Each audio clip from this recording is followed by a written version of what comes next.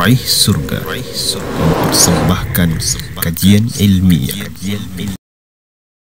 حمدا كثيرا طيبا مباركا فيه كما يحب ربنا ويرضاه، وأشهد أن لا إله إلا الله وحده لا شريك له، وأشهد أن محمدا عبده ورسوله صلى الله عليه وعلى آله وصحبه وسلم تسليما كثيرا.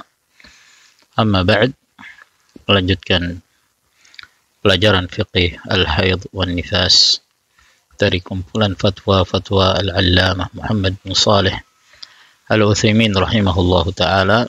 Kita memasuki pertanyaan yang ke-18. As-su'alu ats-tsamin asyar.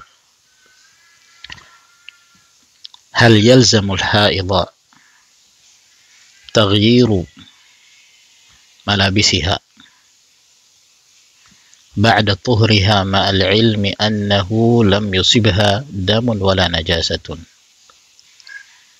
Apakah mengharuskan seorang wanita yang mengalami haid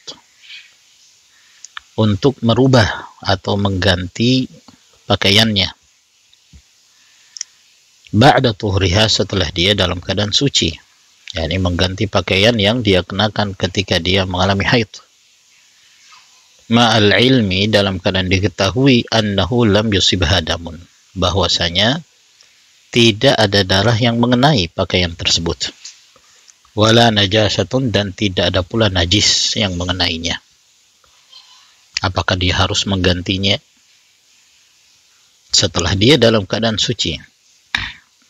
Maka dijawab oleh Syekh rahimahullah, la yalzamu hadzalik, tidak mengharuskan dia untuk melakukan hal itu, yaitu setelah dia suci tidak mengharuskan dia untuk mengganti pakaiannya selama pakaian tersebut tetap dalam keadaan suci dan tidak terkena bagian dari darah haid atau najis yang lain.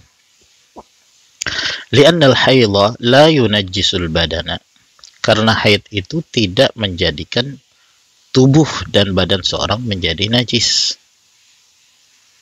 Wa innama damul haidhi yanjusu aw yunajjisu ma laqahu faqat,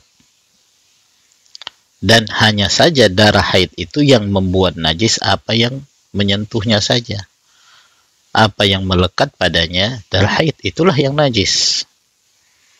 Jadi kalau darah haid mengenai sesuatu, maka sesuatu itulah yang najis.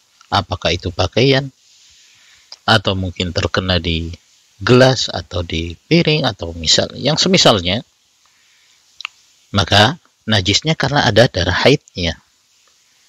Sehingga apabila pakaian tersebut tidak terkena sama sekali bagian dari darah haid, maka hukumnya tetap dalam keadaan suci. Walihada amara Nabi sallallahu alaihi wa ala alihi wasallam an-nisa. Oleh karena itu Nabi sallallahu alaihi wasallam memerintahkan para wanita, idza asaba thiyabuhunna dama haidin, apabila pakaian mereka mengenai darah haid sehingga pada pakaian tersebut terkena darah haid tersebut, ayyaghsilnahu, agar hendaknya mereka mencuci dan membersihkan pakaian tersebut. Wa yusallina fi thiyabihinna, dan kemudian mereka boleh sholat dengan pakaian-pakaian mereka tersebut. Tidak harus dicuci seluruhnya, bagian yang terkena darah haid saja. Kalau yang terkena itu bagian bawah, maka bagian bawah saja yang dibersihkan. Walaupun dia tidak mencuci seluruhnya, hal itu tidak mengapa. Dan tidak ada larangan bagi dia untuk mengerjakan sholat dengan pakaian yang dia kenakan pada saat dia haid.